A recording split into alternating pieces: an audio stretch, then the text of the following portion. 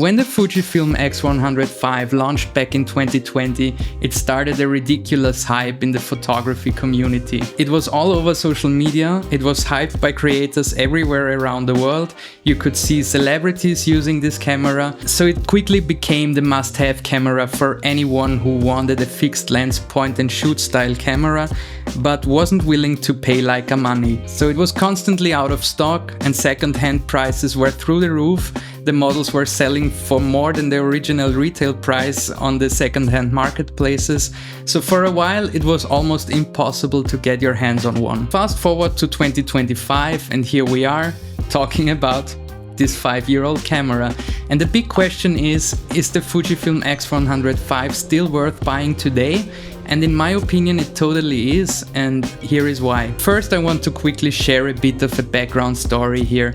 I was actually super skeptical about this camera because it was kind of like a hipster camera to me at first, and I'm pretty cautious when it comes to jumping on a hype train, especially with tech products. And when everyone suddenly starts talking about the product, I rather tend to take a step back and just see how it unfolds. But I was looking for a camera that could fill a very specific gap for me at that point. I was out to get something that is smaller than my Canon R5, but also something that feels more intentional and more hands-on than my iPhone. And I know you can take great photos with the iPhone, no doubt, but the problem for me is that phones are just full of distractions, you know? You might get a notification mid-shot, a message pops up, somebody calls you, it's just a hustle, and when that happens it takes you completely out of your creative zone. And that's why, to me personally, a phone is a consumption device and not a device I like to create on. I know not everyone will agree with me on that, but that's just how I feel about this. And that's also why I wanted a camera that sits right in between my full-frame mirrorless camera and the convenience of a phone. And that's how I ended up giving the X100V here a shot. The first thing you will notice when you pick up the X100V is an incredible build quality. So the top and the bottom plate here, they are made out of solid aluminum, and it gives the camera an undeniable premium feel. You pick it up, you will just love how it feels. It's sleek, it's minimalist, it's compact, just about the size of an iPhone, just a bit thicker obviously because of the lens here. But it's still light and small enough that you can carry it literally everywhere. Another thing that I love is that all the controls on top of here, these are real controls. You have dials for the exposure compensation, dial for the shutter speed and ISO, you have a shutter that has a very nice tactile feedback, and you can adjust the aperture with the aperture ring here. So basically this gives you full control all the time. It feels like a classic film camera. And there is just something satisfying hearing that controls click. And obviously Fujifilm didn't change this layout with the X100VI, and why would they? You know, it's beautiful, it works, the layout is intuitive, and the shooting experience is pure joy. Everybody loves it. So that was a winning formula that Fujifilm developed here. The lens here is a fixed 23mm f2.0 lens that gives you the equivalent of like 35mm full frame, and in my opinion this is probably the most versatile focal length you can have. In fact, I already made another video, a whole video about why 35mm is my personal favorite. I will link it down in the description if you are curious. So it's wide enough for street photography, it's tight enough for portraits, and because it's a fast f2.0 lens, you can shoot in low light or you can get beautiful separation between your subject and your background. So this lens is really nice. The image quality is incredible for such a small camera. The colors, the sharpness, the tones, it all looks fantastic, and I have zero complaints here. You do get the built-in film simulations, which Fujifilm calls recipes, and in my opinion they are a bit overhyped, you know. I know people who bought this camera just because of those looks straight out of camera. And to be fair, they look good. I have them activated when I shoot, kind of like a preview. But personally, I always end up backing my photos up to Lightroom. I catalog them, and that's where I do my edits. The film recipes are fun and great for a quick sharing, but I don't consider them my final look, and I really love to take the RAWs from the Fujifilm to Lightroom and do my final edits there. So let me give you a quick idea of how I shoot with this camera. I usually set the shutter speed and the ISO here to auto and control the depth of field, obviously using the aperture ring here. And there is a very nice feature. It's on the shooting settings menu on page 2, I guess. It's called the ISO auto settings. So basically you can configure 3 separate auto ISO presets here.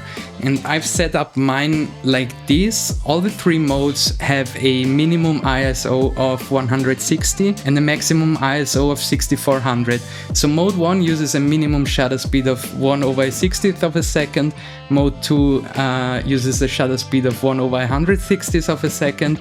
And mode 3 is even faster with 1/320 of a second. So depending on what situation, whether I'm in low light, trying to freeze motion, or looking for a bit more motion blur, I just switch between those 3 presets. And it's one of those small features that really changes how you shoot, especially in fast moving environments, because you don't have to deal with the settings too much. You can just clack and be finished. And the beautiful thing is that you can still override those settings by just using the shutter speed wheel or the ISO wheel. So that gives you a lot of versatility. And I've been shooting a lot in the streets of Barcelona lately with the X100V. I do some street photography when I have time to do. And I love how discreet this camera is. It doesn't scream photographer, which is exactly what you want when you are capturing candid moments. You can really blend in with this small package and shoot without drawing too much attention. I usually keep the camera turned on the whole time as soon as I leave the house. The battery lasts me for like 3 to 4 hours approximately. It's more than enough for a relaxed walk through the city. And honestly, I don't even carry a second battery. It's just like I take it out like a phone. I maybe have a power bank that I connect with the USB-C, but I don't need a second battery in this one. Now that the X100VI is out, the prices for the X100V have finally settled. At the heat of the hype, people were paying way more than 2,000 euro for one, which was absolutely insane. And I was lucky to find a private seller in Vienna who used this camera only on one trip. He took about 2,000 photos on it, and he sold it in like very mint condition to me for 1,500 euros. And these days you can find good ones in mint condition for around 1,200 euros, which is still like 600 euros less than a new X100VI. And what I really want to emphasize here, just because a product gets a successor, it doesn't mean the previous version suddenly becomes bad. That's a mindset we fall into way too easily, especially like in the camera or tech realm. So everybody knows something new comes out, the internet is full, they hype it up, and the old one feels outdated. But that's simply not the case. The X100V didn't stop being a great camera the moment the X100VI was announced, you know? It still delivers stunning image quality, it still has a beautiful timeless design, and it gives you that film camera-like experience that people generally love about this camera. The X100VI brings nice updates, but that doesn't take anything away from how good the X100V still is right now. Let me just show you what accessories I use on here. I tried to use the Peak Design strap here, the slide light, but the anchors on the side, they felt way too bulky, so whenever I was bringing the camera up to my eye, they would dangle around here. It was really disturbing. So I switched to this very simple sailcloth strap that I got on Amazon for like 15 euros maybe. It attaches with the standard O-rings here, and I really prefer this over the Peak Design strap. And I can do like a loop like this around my wrist, make it hang like this, and it gives me some peace of mind, because Barcelona is full of pickpockets, and when I got the camera attached like this, it's very safe to have it connected to your body, and it just gives me peace of mind. And I absolutely love this Polar Pro's Short Touch Everyday filter. It's a combination of a 1/4 mist filter and a circular polarizer. The mist filter gives you a very nice highlight roll-off, while the polarizer lets you control the reflections. And the best part is that the original lens cap, it still kind of fits, you know, so it protects the filter. Basically, this filter never comes off this camera. To come back to the final question, is the Fujifilm X100V still worth buying in 2025? It absolutely is. It might not have the IBIS or the latest 40 megapixel sensor, but what it does offer is a near perfect balance of design, usability, image quality, and just pure photographic joy. It's one of those rare tools that actually makes you want to go out and shoot more. And in a world full of gear that tries to do everything, it's refreshing to see and use something that simply makes you want to take photos, you know, without having to think too much. So let me know in the comments what your experience has been with the X100V, or if you're thinking about picking one up now that the prices have cooled off. Thanks for watching, guys, and if you liked the video, please subscribe to the channel. It's a joy whenever I have time to do this kind of videos. See you on the next one. Have a good weekend. Bye bye.